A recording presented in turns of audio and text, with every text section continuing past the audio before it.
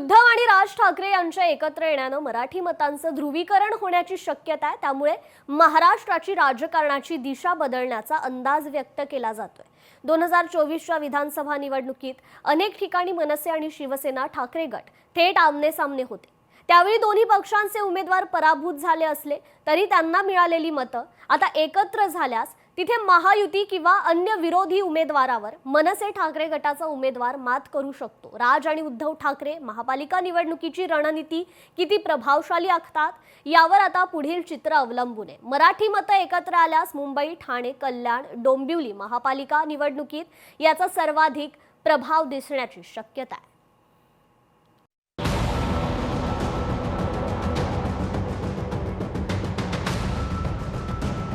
ठाकरे बंधूंकडून मराठी मतांचं ध्रुवीकरण होण्याची शक्यता। मुंबई, ठाणे, कल्याण मधील निकालाची दिशा बदलणार। मराठी बहुल भागात ठाकरे युतीची मते आघाडीवर येण्याची शक्यता।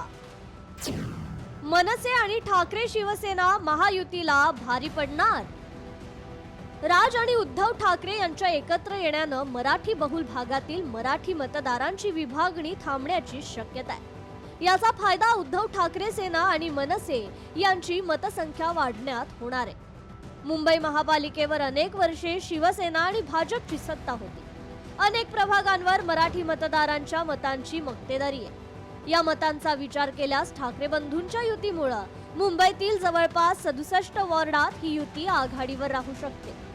या दोन पक्षांच्या मतांच्या बेरजेचा विचार केल्यास विरोधकांना या जागा जड जाऊ शकतात। हीच परिस्थिती ठाणे आणि कल्याण डोंबिवलीत पाहायला मिळते। मतांची होणारी बेरीज थोडक्यात समजावून घेऊया।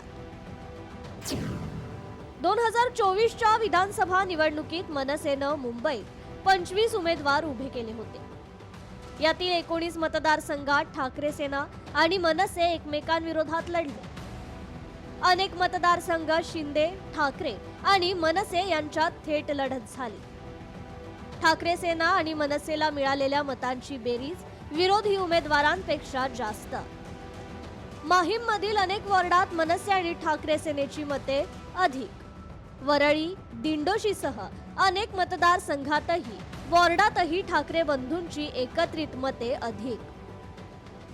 एकनाथ शिंदेंनी उद्धव ठाकरे यांची साथ सोडल्यानंतर ठाकरेंच्या शिवसेनेची ताकद कमी झाली होती। अनेक आमदार, खासदार आणि कार्यकर्त्यांनी ठाकरेंना जय महाराष्ट्र केला होता। त्यात विधानसभेनंतर ठाकरेंच्या शिवसेनेला गळती लागली। त्यामुळे ठाकरेंचा मुंबईचा गड कोसळणार अशीच स्थिती निर्माण झाल्याचं म्हटलं जात होतं। मात्र ठाकरे बंधू एकत्र आल्यानं भाजप आणि शिंदे सेनेला कडवं आव्हान मिळू शकतं।